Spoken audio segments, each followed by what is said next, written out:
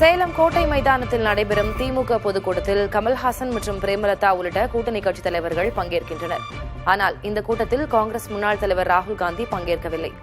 அவரை இதில் கலந்து கொள்ளச் செய்ய மக்கள் நீதி மய்யம் தலைவர் கமல்ஹாசன் முயற்சி மேற்கொண்டதாக கூறப்படுகிறது. எனினும் ராகுல் காந்தி பங்கேற்கவில்லை என்பது திமுக மாவட்ட நிர்வாகத்தினர் வெளியிட்டுள்ள அறிக்கையின் வாயிலாக தெரியவந்துள்ளது.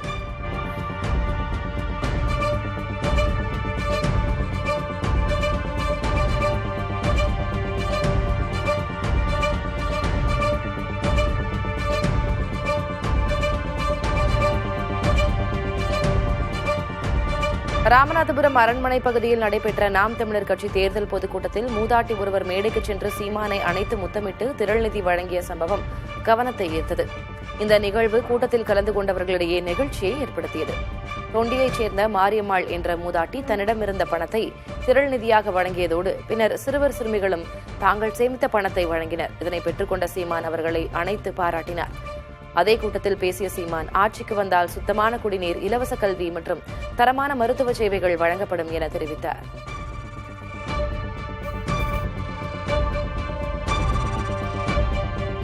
தமிழகத்தில் எத்தனை முனை போட்டி வந்தாலும் அதிமுக தலைமையிலான கூட்டணியே வெற்றி பெறும் என தமாக தலைவர் ஜி.கே. வாசன் நம்பிக்கை தெரிவித்துள்ளார். ஒட்டஞ்சத்திரத்தில் செய்தியாளர்களை சந்தித்த அவர், பிற கட்சிகள் 2 மற்றும் 3ஆம் இடத்திற்கு சண்டையிட்டுக் கொள்வதாக கூறினார்.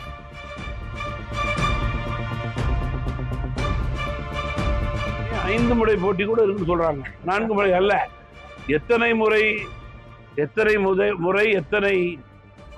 முனை போட்டி வந்தாலும் முதல் அணி அதிமுக தலைமையிலான அணி.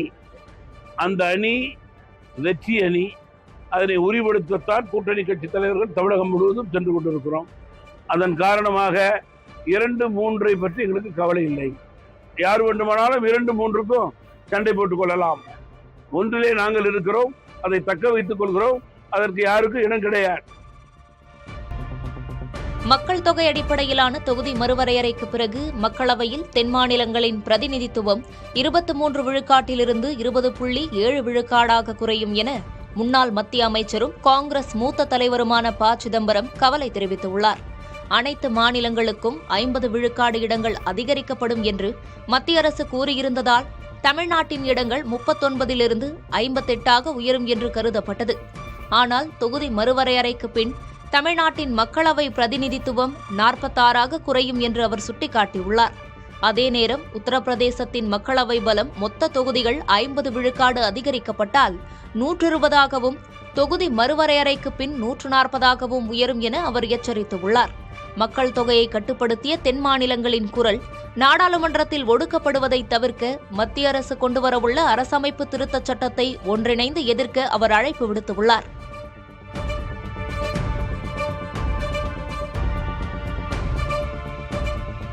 தேனி மாவட்டம் ஆண்டிப்பட்டி சுற்றுவட்டார பகுதிகளில் எலுமிச்சை பழம் விலை 2 மடங்காக உயர்ந்துள்ளது. நோய் தாக்குதலால் எலுமிச்சை வரத்து குறைந்திருப்பதாலும் வெயிலின் தாக்கம் மற்றும் சித்திரை திருவிழாக்களால் தேவை பல மடங்கு அதிகரித்துள்ளதாலும் விலை உயர்ந்துள்ளது. கடந்த வாரம் 70 முதல் 80 ரூபாய் வரை விற்கப்பட்ட 1 கிலோ எலுமிச்சை தற்போது 160 முதல் 180 ரூபாய் வரை அதிகரித்துள்ளது.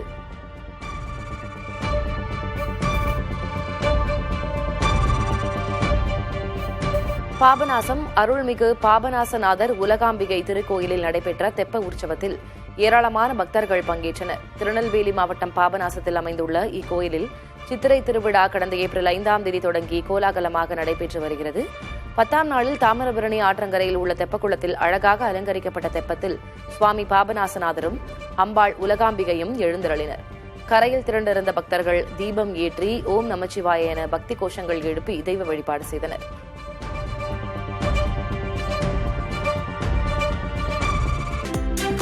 தமிழ் வருடப்பிறப்பை முன்னிட்டு திருவண்ணாமலை அண்ணாமலையார் கோயிலில் சம்பந்த விநாயகருக்கு தங்க கவசம் அணிவிக்கப்பட்டு பராபவ ஆண்டு திருக்கணித பஞ்சாங்கம் வாசிப்பு நடைபெற்றது. இதேபோல ராமேஸ்வரம் ராமநாத சுவாமி கோயிலில் தமிழ் புத்தாண்டையொட்டி பஞ்சாங்கம் வாசிப்பு நடைபெற்றது. இந்தியா மிக விரைவாக வளர்ச்சி அடையும் என்பன உள்ளிட்ட பஞ்சாங்கத்தில் குறிப்பிடப்பட்டிருந்த பலன்களை கோயில் குருக்கள் வாசித்தார். திருச்சி மாவட்டம் மணப்பாறை அருகே நல்லாண்டவர் கோயிலில் உள்ள ஆண்டவர் கோயிலிலும் பஞ்சாங்கம் வாசிப்பு நடைபெற்றது. இந்த ஆண்டு நல்ல மழை பொழிவு இருக்கும், அரசியலில் புதிய மாற்றங்கள் ஏற்படும், பல தலைவர்களுக்கு பதவி உயர்வு கிடைக்கும் உள்ளிட்ட ஆற்காடு சீதாராம ஹனுமான் பஞ்சாங்கத்தில் குறிப்பிடப்பட்டிருந்த பலன்கள் வாசிக்கப்பட்டன. காஞ்சிபுரம் மாவட்டம் ஸ்ரீபெரும்புதூர் அருகே வல்லக்கோட்டை முருகன் கோயிலில் தமிழ் புத்தாண்டை முன்னிட்டு விசுக்கனி தரிசனம் நடைபெற்றது. இதையொட்டி மூலவர் சுவாமி முன்பு பழங்கள் மற்றும் மங்கள பொருட்கள் வைத்து அலங்காரம் செய்து முத்தங்கி சேவையில் முருகப்பெருமான் அருள் பாலித்தார். பின்னர் கல்யாண வைபவத்திற்கு பின் வள்ளி தெய்வானையுடன் உற்சவர் எழுந்தருளி அருள் பாலித்தார்.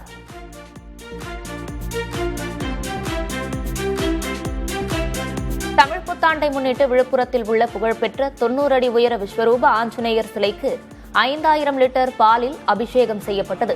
முன்னதாக மூலவர் ஆஞ்சநேயருக்கு அதிகாலையிலேயே சிறப்பு பூஜைகள் செய்யப்பட்டு தங்க கவச அலங்காரத்தில் காட்சியளித்தார். இதில் விழுப்புரம் சுற்றுவட்டார பகுதிகளைச் சேர்ந்து ஆயிரக்கணக்கான பக்தர்கள் பங்கேற்று சாமி தரிசனம் செய்தனர்.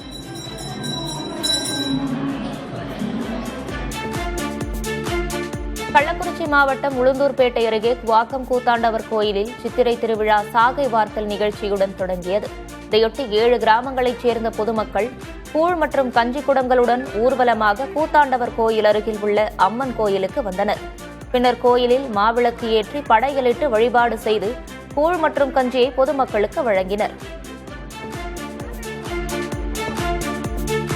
திருநெல்வேலி மாவட்டம் அம்பாசமுத்திரம் அருகே பாபநாசத்தில் பாபநாசநாதர் உலகாம்பிகை கோயில் சித்திரை விஷு உற்சவத்தையொட்டி தந்த பூப்பல்லக்கில் வீதி உலா நடைபெற்றது. இதையொட்டி சுவாமி அம்பாள் தந்த பூப்பல்லக்கில் எழுந்தருளி கோயில் சுற்று வீதிகளில் வீதி உலா வந்து அருள் பாலித்தனர். இதில் அம்பாசமுத்திரம், கல்லிடைக்குறிச்சி சுற்றுவட்டார பகுதிகளைச் சேர்ந்த ஏராளமான பக்தர்கள் கலந்து கொண்டனர்.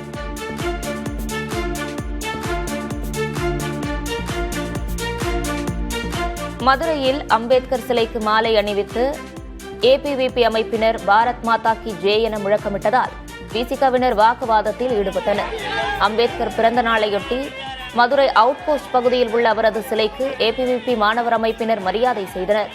அப்போது அவர்கள் பாரத் மாதா கி ஜெய் என முழக்கம் எழுப்பியதால் அங்கிருந்த விசிகவினர் ஏபிவிபி அமைப்பினரை தாக்க முயன்றனர். இதனை காவல்துறையினர் தடுத்து நிறுத்தியதால் அவர்களுடன் விசிகவினர் கடும் வாக்குவாதத்தில் ஈடுபட்டனர்.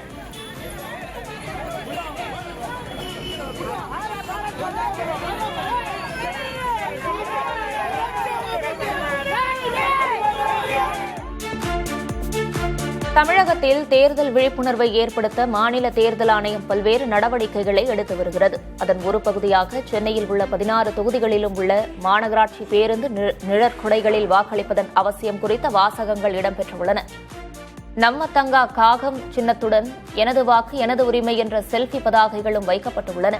மேலும் விழிப்புணர்வை அதிகரிக்க தாய்குலமே தாய்குலமே என்ற சிறப்பு பிரச்சார பாடலையும் சென்னை மாநகராட்சி தற்போது வெளியிட்டுள்ளது. தமிழக சட்டமன்ற தேர்தலில் 100 விழுக்காடு வாக்குப்பதிவை வலியுறுத்தி சென்னை மெரினா கடற்கரையின் 2 நீலக்குடி பகுதிகளில் வாக்காளர் விழிப்புணர்வு நிகழ்வுகள் நடைபெற்றன.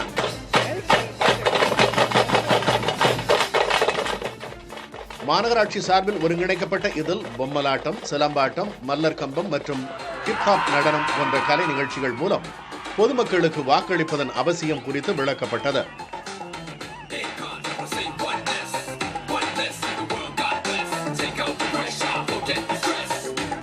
உங்கள் வாக்கு உங்கள் உரிமை என்ற முழக்கத்துடன் வாரந்தோறும் ஞாயிற்றுக்கிழமைகளில் நடத்தப்படும் இந்த நிகழ்வுகளை ஏராளமான சுற்றுலா பயணிகளும் இளம் வாக்காளர்களும் ஆர்வத்துடன் பார்வையிட்டனர்.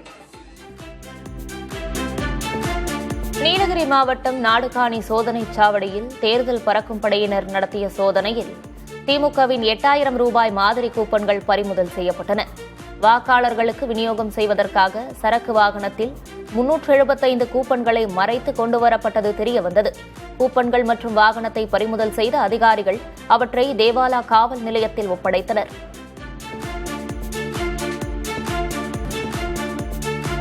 ராமநாதபுரம் மாவட்டம் பாம்பனில் தடையை மீறி பிடிக்கப்பட்ட சுமார் 40,000 பாலை மீன் குஞ்சுகளை மீன்வளத்துறையினர் பறிமுதல் செய்து மீண்டும் கடலில் விட்டனர்.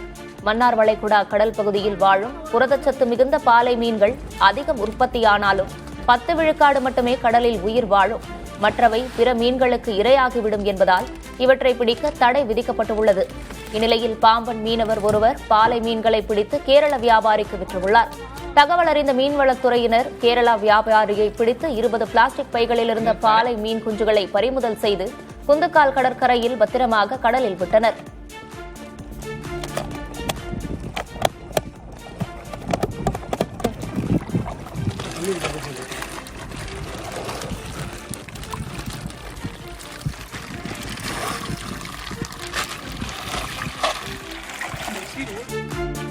தமிழகத்தில் சட்டமன்ற தேர்தல் பரப்புரை தீவிரமாக நடைபெற்று வரும் சூழலில் திமுகவுக்கு ஆதரவாக டெல்லி முன்னாள் முதல்வரும் ஆம் ஆத்மி கட்சியின் தேசிய ஒருங்கிணைப்பாளருமான அரவிந்த் கெஜ்ரிவால் வருகிற 20ஆம் தேதி சென்னையில் தேர்தல் பரப்புரை மேற்கொள்ள இருக்கிறார்.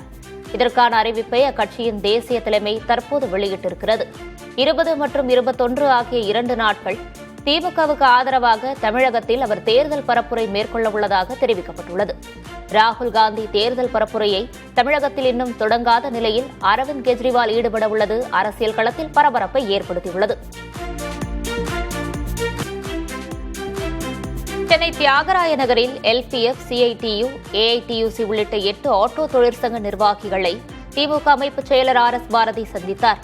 அப்போது ஆட்டோ தொழிற்சங்க நிர்வாகிகளின் கோரிக்கை மனுக்களை பெற்ற RS பாரதி அவர்களது வாழ்வாதாரம் குறித்தும் ஆலோசனை நடத்தினார்.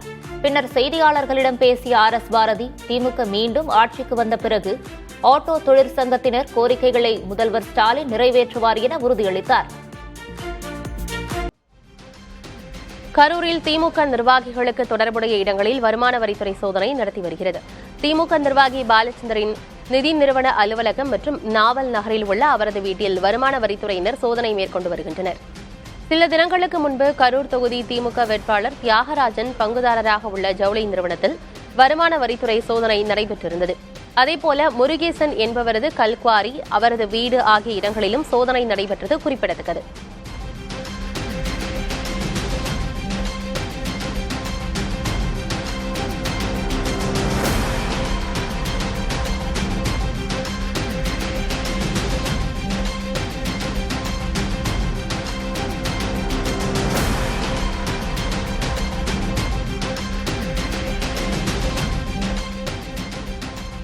திருச்சி மாவட்டம் மணப்பாறை தொகுதியில் மாமக வேட்பாளர் அப்துல் சமதுவுக்கு ஆதரவாக அமைச்சர் அன்பில் மகேஷ் பரப்புரை செய்தார். அப்போது அவர் பொத்தமேட்டுப்பட்டியில் உள்ள புனித அன்னை பாத்திமா மாதா ஆலயத்தில் மெழுகுவர்த்தி ஏற்றி பிரார்த்தனை செய்தார். மேலும் அங்கு நிறுத்தி வைக்கப்பட்டிருந்த ஜல்லிக்கட்டு காளைக்கும் அவர் மரியாதை செலுத்தினார்.